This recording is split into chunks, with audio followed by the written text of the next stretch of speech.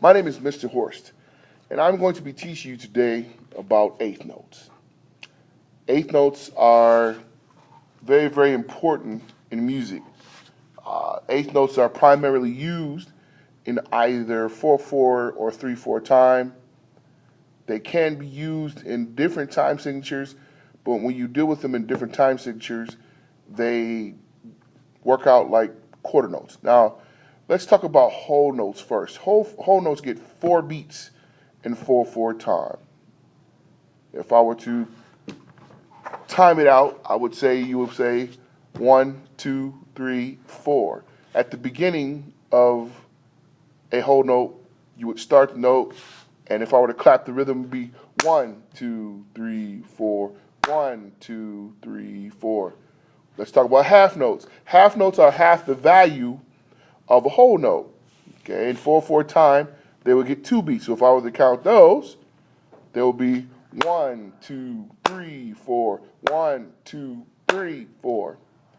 And then you have the quarter note, which is on every beat.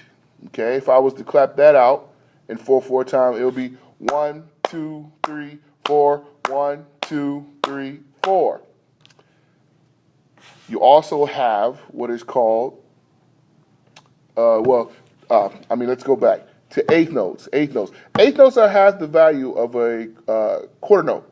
So quarter note, as I counted before, comes down on every beat. It's the downbeat. Eighth notes can be on the downbeat or what is called the upbeat. Okay, I'll show you 2 different examples of how to clap that rhythm out. You can either clap it this way, 1 and 2 and 3 and 4 and, or you can count 1 and 2 and 3 and 4 and. I would prefer that you use the latter of the 2, but in some cases, students might catch it better if you were to count it 1 and 2 and 3 and 4 and. Notice also too how when I say the eighth notes, I count them and I say 1, but then the upbeat you can say and.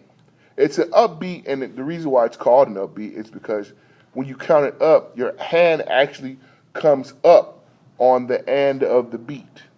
And then each note has its own number, each quarter note.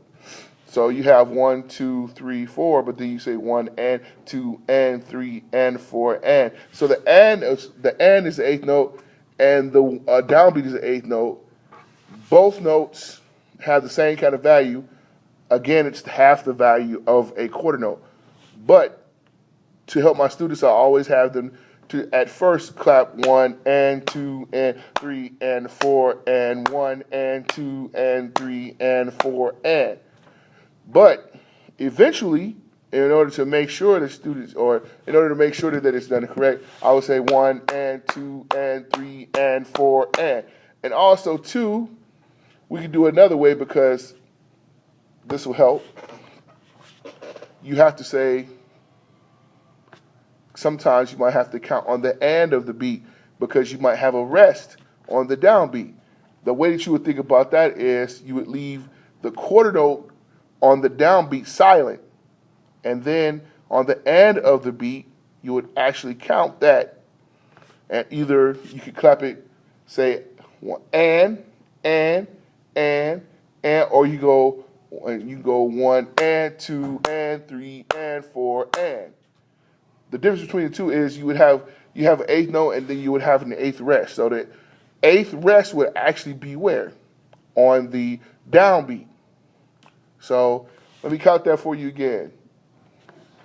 You will actually count that 1 and 2 and 3 and 4 and, or you can count that 1 and 2 and 3 and 4 and, making sure that you leave the downbeat actually silent. So in both ways you're correct, but it's just 2 different ways thinking about how to clap the rhythm out. And again, I try to do things according to how my students want them. Okay. And that's Mr. Horst's lesson on eighth notes.